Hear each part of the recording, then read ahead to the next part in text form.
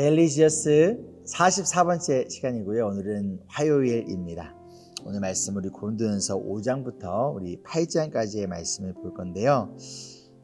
바울은 이어진 말씀을 통해서 우리가 그리스도인으로서 일상생활을 어떻게 살아가야 될 것인가, 우리의 삶에 대한 부분들을 이야기를 하고 있어요. 그런데 특별히 성도들의 삶과 매우 가까운 여러 가지 다양한 문제들에 대해서 이야기를 하고 있는데요. 특별히 로마 시대 가운데 살아가고 있던 그들에게 찾아왔던 여러 가지 죄의 유혹들 가운데 그들이 빠졌던 어려움들, 다양한 또한 삶과 교회 안에 찾아온 이슈들에 대해서 이야기를 하고 있는데, 참 다양한 이야기를 하지만 사실 한 가지 동일한 원칙을 이야기를 하고 있어요. 그것이 무엇이냐? 구원받은 그리스도인은 예수님을 믿지 않는 넌 크리스천들과는 분명히 달라야 된다는 거예요. 세상에서 허용되어질지라도 그것이 교회 안에서 허용되어질 수 없다는 거예요. 세상에서는 음행이 허용되어질지라도 교회 안에서는, 그리고 그리스도인들의 안에서는 음행이 허용되어질 수 없다라는 것이죠. 예를 들면 또한 그들 가운데 있었던 법적인 문제들이 있었어요.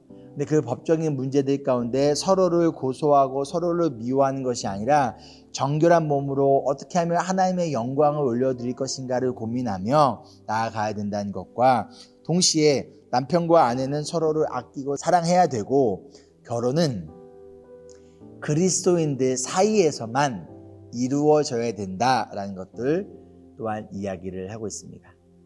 그런데 이 모든 것의 가장 기초가 되어지는 원칙은 무엇이냐면 바로 하나님께 영광을 돌리기 위해서라는 거예요. 이것이 오늘 말씀을 통해서 또한 이어지는 내일과 또한 주중에 이어진 말씀을 통해서 바울이 고린도전서를 통해서 우리에게 알리고자 하는 그리스도인의 생활 방식이에요. 무엇을 위하여 생각하고 무엇을 위하여 결정하라? 하나님의 영광을 위하여.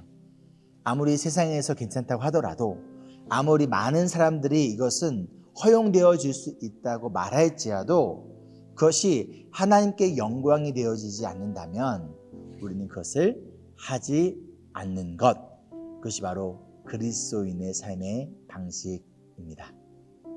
말씀 읽고 우리 다시 만나도록 할게요. 고린도전서 5장입니다. 여러분 가운데 음행이 있다는 소문이 들립니다. 자기 아버지의 아내를 데리고 사는 일까지 있다고 하니 그러한 음행은 이방 사람들 가운데서도 볼 수 없는 것입니다. 그런데도 여러분은 교만해져 있습니다. 오히려 여러분은 그러한 현상을 통탄하고 그러한 일을 저지른 자를 여러분 가운데서 제거했어야 하지 않았겠습니까? 나로 말하면 비록 몸으로는 떠나 있으나 영으로는 함께 있습니다. 마치 여러분과 함께 있듯이 그러한 일을 저지른 자를 이미 심판하였습니다. 우리 주 예수의 이름으로 여러분이 모여 있을 때에 나의 영이 우리 주 예수의 권능과 더불어 여러분과 함께 있으니 여러분은 그러한 자를 당장 사탄에게 넘겨주어서 그 육체는 망하게 하고 그의 영은 주님의 날에 구원을 얻게 해야 할 것입니다. 여러분이 자랑하는 것은 좋지 않습니다. 여러분은 적은 누룩이 온 반죽을 부풀게 한다는 것을 알지 못합니까? 여러분은 새 반죽이 되기 위해서 묵은 누룩을 깨끗이 치우십시오. 사실 여러분은 누룩이 들지 않은 사람들입니다. 우리들의 유월절 양이신 그리스도께서 희생되셨습니다. 그러므로 묵은 누룩, 곧 악의와 악독이라는 누룩을 넣은 빵으로 절기를 지키지 말고 성실과 진실을 누룩으로 삼아 누룩 없이 빚은 빵으로 지킵시다. 내 편지에서 음행하는 사람들과 사귀지 말라고 여러분에게 썼습니다. 그 말은 이 세상에 음행하는 사람들이나 탐욕을 부리는 사람들이나 약탈하는 사람들이나 우상을 숭배하는 사람들과 전혀 사귀지 말라는 뜻이 아닙니다. 그러려면 여러분은 이 세상 밖으로 나가야 할 것입니다. 그러나 이제 내가 여러분에게 사귀지 말라고 쓰는 것은 신도라 하는 어떤 사람이 음행하는 사람이거나 탐욕을 부리는 사람이거나 우상을 숭배하는 사람이거나 사람을 중상하는 사람이거나 술 취하는 사람이거나 약탈하는 사람이면 그런 사람과는 함께 먹지도 말라는 말입니다. 밖에 있는 사람들을 심판하는 것이 나에게 무슨 상관이 있습니까? 여러분이 심판해야 할 사람들은 안에 있는 사람들이 아니겠습니까? 밖에 있는 사람들은 하나님께서 심판하실 것입니다. 여러분은 그 악한 사람을 여러분 가운데서 내쫓으십시오. 6장. 여러분 가운데서 어떤 사람이 다른 사람과 소송할 일이 있을 경우에 성도들 앞에서 해결하려 하지 않고 불의한 자들 앞에 가서 심판을 받으려 한다고 하니 그럴 수 있습니까? 성도들이 세상을 심판하리라는 것을 여러분은 알지 못합니까? 세상이 여러분에게 심판을 받겠거늘 여러분이 아주 작은 사건 하나를 심판할 자격이 없겠습니까? 우리가 천사들도 심판하리라는 것을 알지 못합니까? 그러한데 하물며 이 세상 일이야 말할 나위가 있겠습니까? 그러니 여러분에게 일상의 일과 관련해서 송사가 있을 경우에 교회에서 멸시하는 바깥 사람들을 재판관으로 앉히겠습니까? 나는 여러분을 부끄럽게 하려고 이 말을 합니다. 여러분 가운데는 신도 사이에서 생기는 문제를 해결하여 줄 만큼 지혜로운 사람이 하나도 없습니까? 그래서 신도가 신도와 맞서 소송을 할 뿐만 아니라 그것도 믿지 않는 사람들 앞에서 한다는 말입니까? 여러분이 서로 소송을 제기하는 것부터가 벌써 여러분의 실패를 뜻합니다. 왜 차라리 불의를 당해주지 못합니까? 왜 차라리 속아주지 못합니까? 그런데 도리어 여러분 자신이 불의를 행하고 속여 빼앗고 있으며 그것도 신도들에게 그런 짓을 하고 있습니다. 불의한 사람들은 하나님 나라를 상속받지 못하리라는 것을 알지 못합니까? 착각하지 마십시오.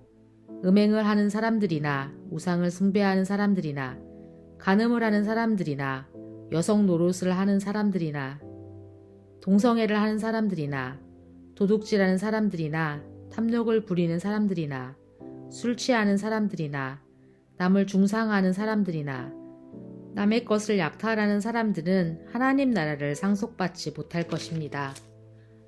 여러분 가운데 이런 사람들이 더러 있었습니다. 그러나 여러분은 주 예수 그리스도의 이름과 우리의 하나님의 성령으로 씻겨지고 거룩하게 되고 의롭게 되었습니다. 모든 것이 나에게 허용되어 있습니다. 그러나 모든 것이 유익한 것이 아닙니다. 모든 것이 나에게 허용되어 있습니다. 그러나 나는 아무 것에도 제재를 받지 않겠습니다. 음식은 배를 위한 것이고 배는 음식을 위한 것입니다. 그러나 하나님께서는 이것도 저것도 다 없애버리실 것입니다. 몸은 음행을 위하여 있는 것이 아니라 주님을 위하여 있는 것이며 주님은 몸을 위하여 계십니다. 하나님께서 주님을 살리셨으니 그의 권능으로 우리도 살리실 것입니다. 여러분의 몸이 그리스도의 지체라는 것을 알지 못합니까? 그런데 내가 그리스도의 지체를 떼어다가 창녀의 지체를 만들 수 있겠습니까? 그럴 수 없습니다. 창녀와 합하는 사람은 그와 한 몸이 된다는 것을 알지 못합니까? 두 사람이 한 몸이 될 것이다 하신 말씀이 있습니다. 그러나 주님과 합하는 사람은 그와 한 영이 됩니다. 음행을 피하십시오. 사람이 짓는 다른 모든 죄는 자기 몸 밖에 있는 것이지만 음행을 하는 자는 자기 몸에다가 죄를 짓는 것입니다. 여러분의 몸은 여러분 안에 계신 성령의 성전이라는 것을 알지 못합니까? 여러분은 성령을 하나님으로부터 받아서 모시고 있습니다. 여러분은 여러분 자신의 것이 아닙니다.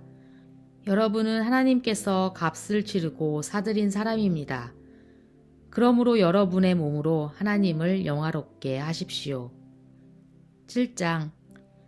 여러분이 적어보낸 문제를 두고 말하겠습니다. 남자는 여자를 가까이 하지 않는 것이 좋습니다. 그러나 음행에 빠질 유혹 때문에 남자는 저마다 자기 아내를 두고 여자도 저마다 자기 남편을 두도록 하십시오.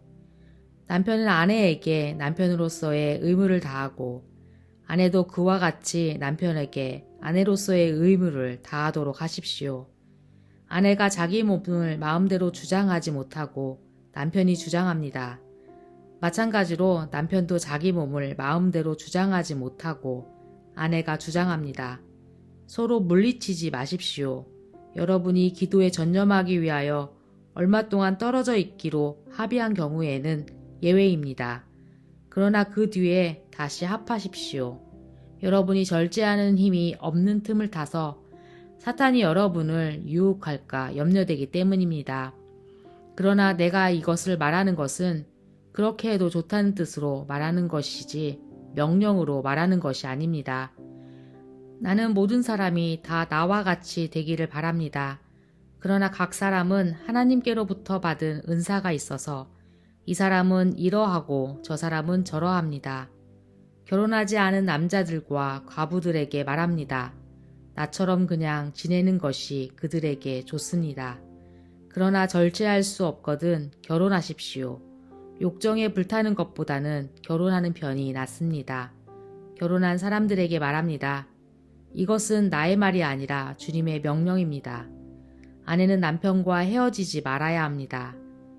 만일 헤어졌거든 재혼하지 말고 그냥 지내든지 그렇지 않으면 남편과 화해하여야 합니다. 그리고 남편도 아내를 버리지 말아야 합니다. 그 밖에 사람들에게 말합니다. 이것은 나의 말이요 주님의 말씀은 아닙니다. 어떤 교우에게 믿지 않는 아내가 있는데 그 아내가 남편과 같이 살기를 원하면 그 여자를 버리지 말아야 합니다. 또 어떤 여자에게 믿지 않는 남편이 있는데 그가 아내와 같이 살기를 원하면 그 남편을 버리지 말아야 합니다. 믿지 않는 남편은 그의 아내로 말미암아 거룩해지고 믿지 않는 아내는 그 남편으로 말미암아 거룩해졌습니다. 그렇지 않으면 그들의 자녀도 깨끗하지 못할 것인데 이제 그들은 거룩합니다. 그러나 믿지 않는 사람 쪽에서 헤어지려고 하면 헤어져도 됩니다. 믿는 형제나 자매가 이런 일에 얽매일 것이 없습니다. 하나님께서는 여러분을 부르셔서 평화롭게 살게 하셨습니다. 아내들이여 그대가 혹시나 그대의 남편을 구원하는지 어찌합니까? 남편들이여 그대가 혹시나 그대의 아내를 구원하는지 어찌합니까? 각 사람은 주님께서 나누어 주신 분수 그대로 하나님께서 부르신 처지 그대로 살아가십시오. 이것이 내가 모든 교회에게 명하는 지시입니다. 할례를 받은 몸으로 부르심을 받은 사람은 굳이 그 할례 받은 흔적을 지우려고 하지 마십시오. 할례를 받지 아니한 처지에서 부르심을 받은 사람은 굳이 할례를 받으려고 하지 마십시오. 할례를 받는 것이나 안 받는 것이나 그것은 문제가 아니고 하나님의 계명을 지키는 것이 중요합니다. 각 사람은 부르심을 받은 그때의 처지에 그대로 머물러 있으십시오. 노예일 때 부르심을 받았습니까? 그런 것에 마음 쓰지 마십시오. 그러나 자유로운 몸이 될 수 있는 기회가 있으면 어떻게 해서든지 그것을 이용하십시오. 주님 안에서 노예로서 부르심을 받은 사람은 주님께 속한 자유인입니다. 그와 같이 자유인으로서 부르심을 받은 사람은 그리스도의 노예입니다. 여러분은 하나님께서 값을 치르고 사신 사람입니다. 그러므로 사람의 노예가 되지 마십시오. 형제자매 여러분, 각각 부르심을 받은 그때의 처지에 그대로 있으면서 하나님과 함께 살아가십시오. 주님께서 처녀들에 대하여 하신 명령을 나로서는 받은 것이 없습니다. 그러나 나는 주님의 자비하심을 힘입어 믿을 만한 사람이 된 사람으로서 의견을 제시합니다. 지금 닥쳐오는 재난 때문에 사람이 현재 상태대로 살아가는 것이 좋다고 나는 생각합니다. 아내에게 매였으면 그에게서 벗어나려고 하지 마십시오. 아내에게서 놓였으면 아내를 얻으려고 하지 마십시오. 그러나 결혼한다고 할지라도 죄를 짓는 것이 아닙니다. 그리고 처녀가 결혼을 하더라도 죄를 짓는 것이 아닙니다. 그러나 그들이 살림살이로 몸이 고달플 것이므로 내가 아껴서 말해주는 것입니다. 형제자매 여러분, 내가 말하려는 것이 이것입니다. 때가 얼마 남지 않았으니 이제부터는 안에 있는 사람들은 없는 사람처럼 하고 우는 사람은 울지 않는 사람처럼 하고 기쁜 사람은 기쁘지 않은 사람처럼 하고 무엇을 산 사람은 그것을 가지고 있지 않은 사람처럼 하고 세상을 이용하는 사람은 그렇게 하지 않은 사람처럼 하도록 하십시오. 이 세상의 형체는 사라집니다. 나는 여러분이 염려 없이 살기를 바랍니다. 결혼하지 않은 남자는 어떻게 하면 주님을 기쁘게 해드릴 수 있을까 하고 주님의 일에 마음을 씁니다. 그러나 결혼한 남자는 어떻게 하면 자기 아내를 기쁘게 할 수 있을까 하고 세상 일에 마음을 쓰게 되므로 마음이 나뉘어 있습니다. 결혼하지 않은 여자나 처녀는 몸과 영을 거룩하게 하려고 주님의 일에 마음을 쓰지만 결혼한 여자는 어떻게 하면 남편을 기쁘게 할 수 있을까 하고 세상 일에 마음을 씁니다. 내가 이 말을 하는 것은 여러분을 유익하게 하려고 그러는 것이지 여러분에게 올가미를 씌우려고 그러는 것이 아닙니다. 오히려 여러분이 품위 있게 살면서 마음에 헛갈림이 없이 오직 주님만을 섬기게 하려는 것입니다.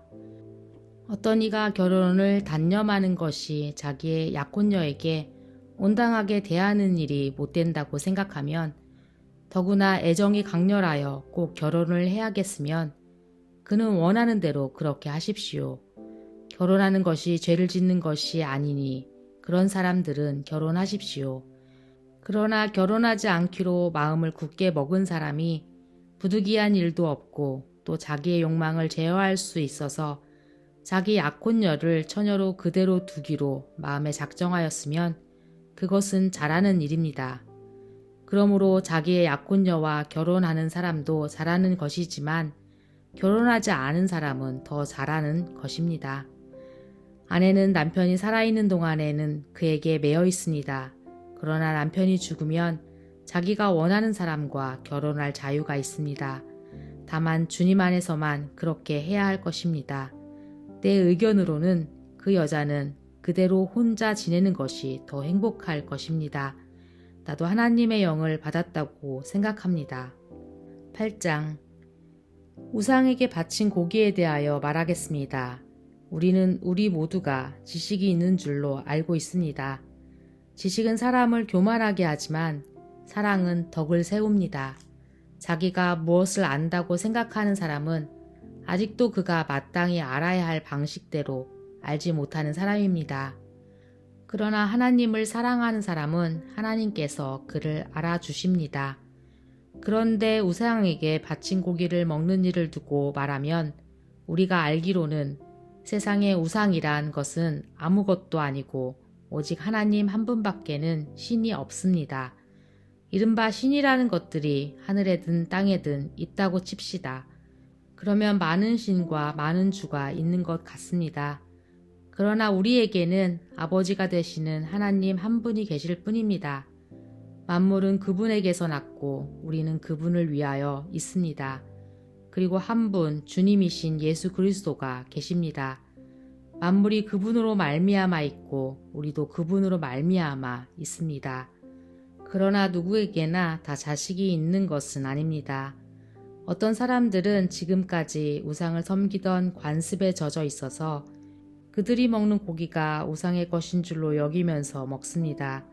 그들의 양심이 약함으로 더럽혀지는 것입니다. 그러나 우리를 하나님 앞에 내세우는 것은 음식이 아닙니다. 음식을 먹지 않는다고 해서 손해볼 것도 없고 먹는다고 해서 이로울 것도 없습니다. 그러나 여러분에게 있는 이 자유가 약한 사람들에게 걸림돌이 되지 않도록 조심하십시오.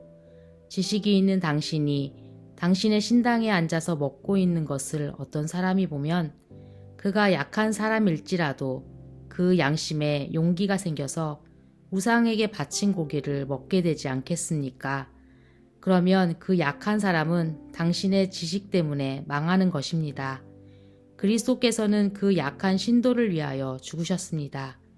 이렇게 여러분이 형제 자매들에게 죄를 짓고 그들의 약한 양심을 상하게 하는 것은 그리스도께 죄를 짓는 것입니다.